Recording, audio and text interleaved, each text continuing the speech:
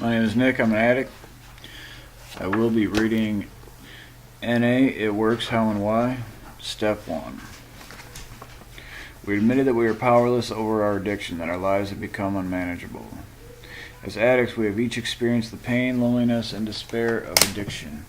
Before coming to NA, most of us tried everything we could think of to control our use of drugs. We tried switching drugs, thinking that we only had a problem with one particular drug. We tried limiting our drug use to certain times or places. We may even have vowed to stop using altogether at a certain point. We may have told ourselves we would never do the things we watched other addicts do. Then we found ourselves doing those very things. Nothing we tried had any lasting effect. Our active addiction continued to progress, overpowering even our best intentions. Alone, terrified of what the future held for us, we found the fellowship of Narcotics Anonymous. As members of Narcotics Anonymous, our experience is that addiction is a progressive disease. The progression may be rapid or slow, but it is always downhill. As long as we are using drugs, our lives will steadily get worse.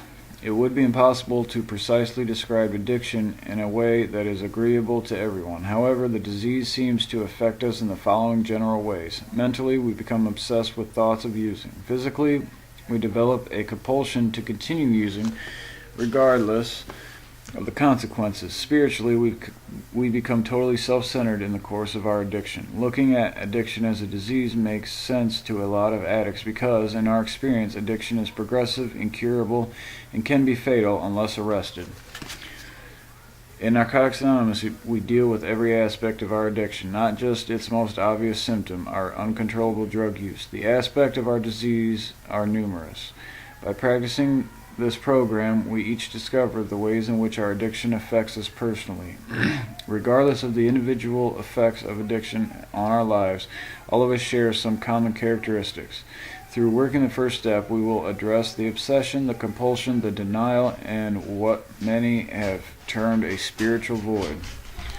As we examine and acknowledge all these aspects of our disease, we start to understand our powerlessness. Many of us have had problems with the idea that, as addicts, we are obsessive and compulsive. The idea that these words apply to us may have made us cringe. However, obsession and compulsion are aspects of our powerlessness. We need to understand and acknowledge the presence in our lives if our admission of powerlessness is to be complete. Obsession for us is the never-ending stream of thoughts relating to using drugs, running out of drugs, getting more drugs, and so on. We simply can't get these thoughts out of our minds. In our experience, compulsion is the irrational impulse to continue using drugs no matter what happens as a result. We just can't stop. We address obsession and compulsion here as they relate to our drug use because when we first come into the program, our drug addiction is how we identify with each other and the program. As we continue in our recovery, we will see how these aspects of our addiction can manifest themselves in many areas of our lives. Denial is the part of our disease that makes it difficult, if not impossible, for us to acknowledge reality.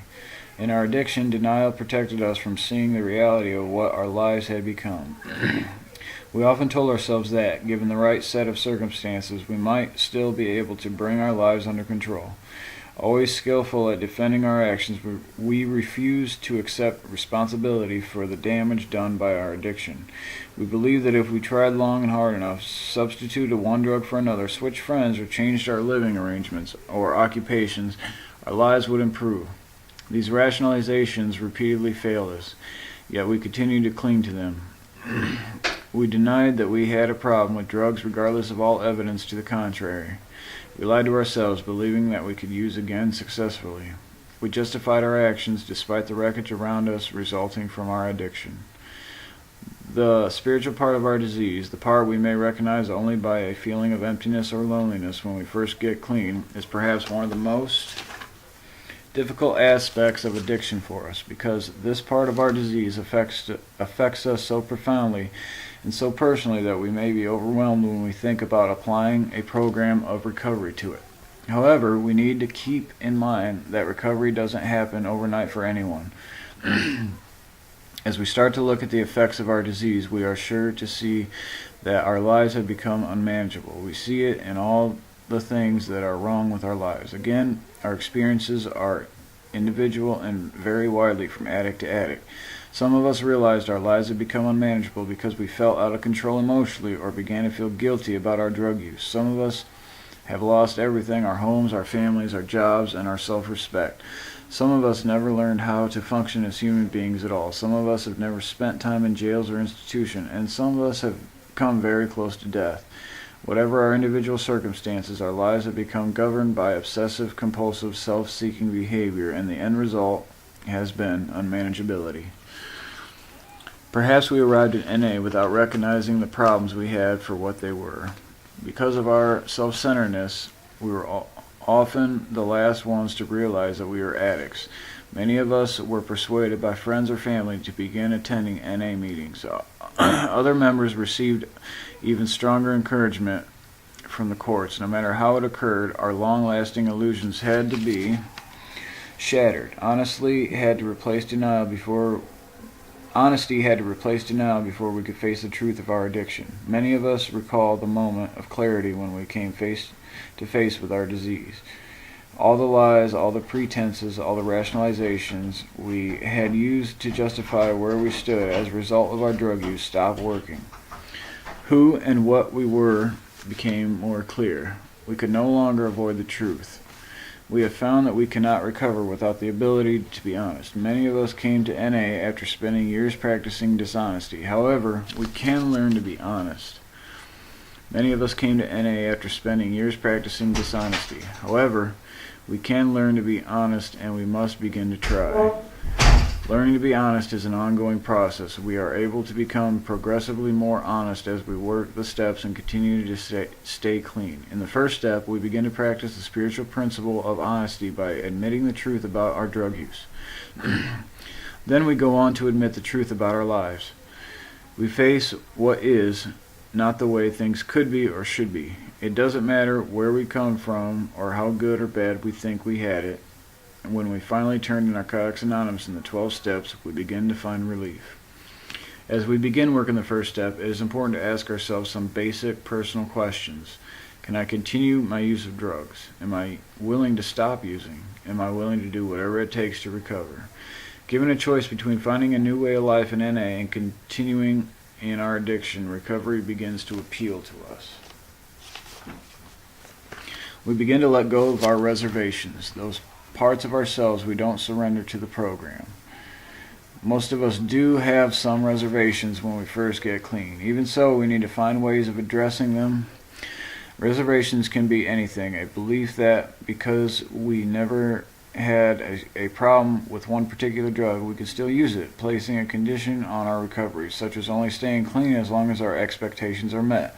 A belief that we can still be involved with the people associated with our addiction. A belief that we can use again after a certain amount of time clean. A conscious or unconscious decision to work only certain steps.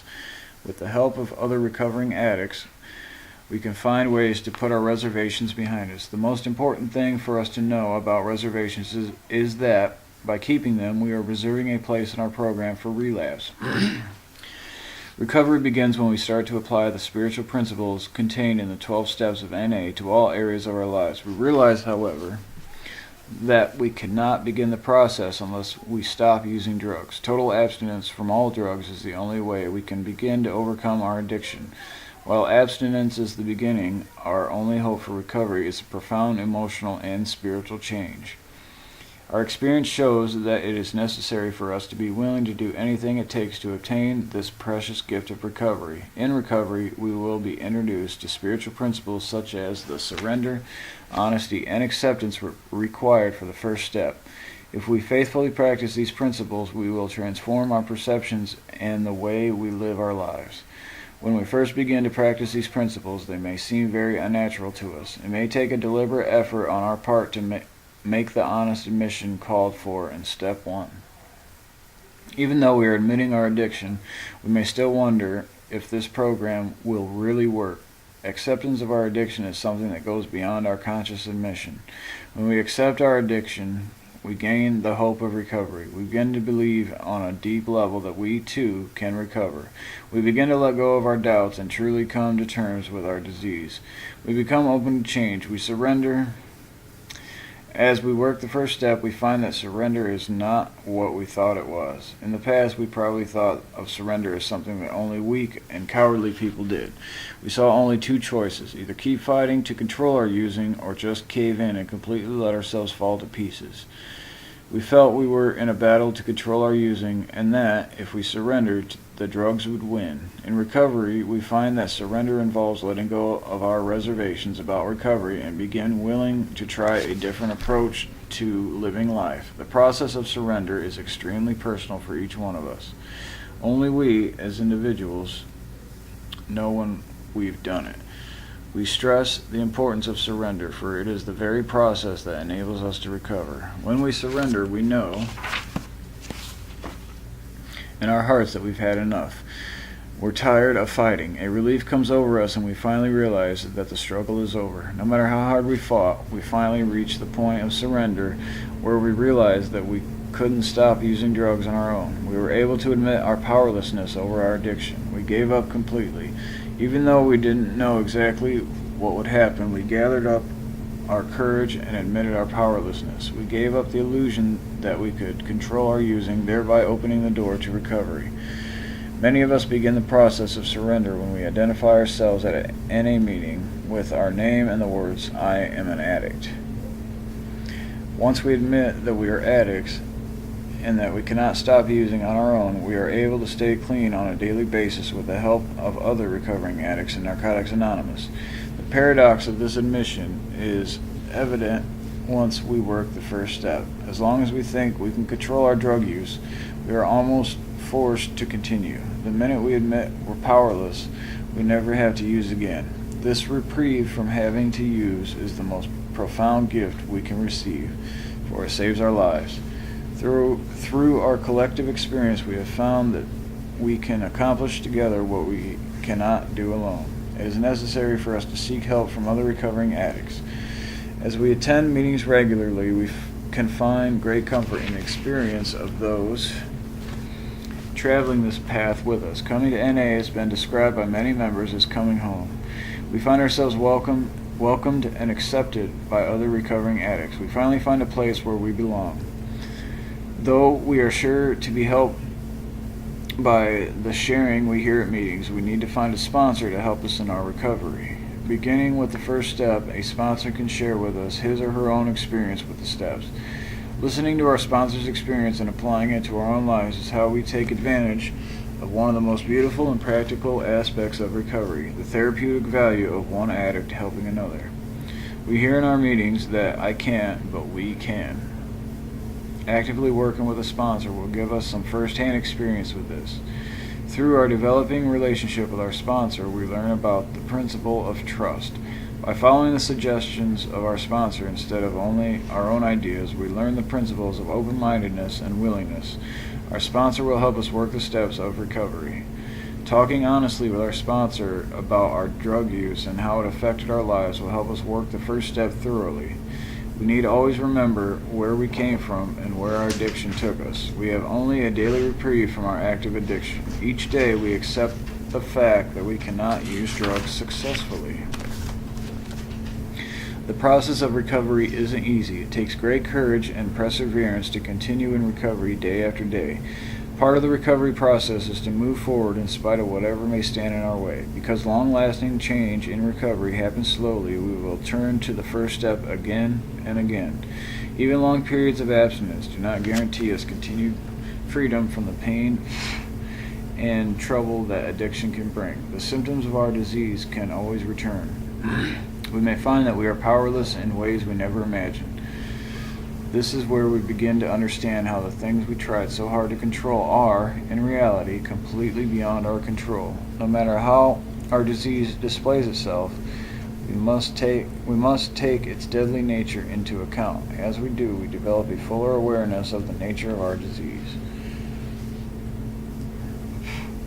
The disease of addiction can manifest itself in a variety of mental obsessions and compulsive actions that have nothing to do with drugs.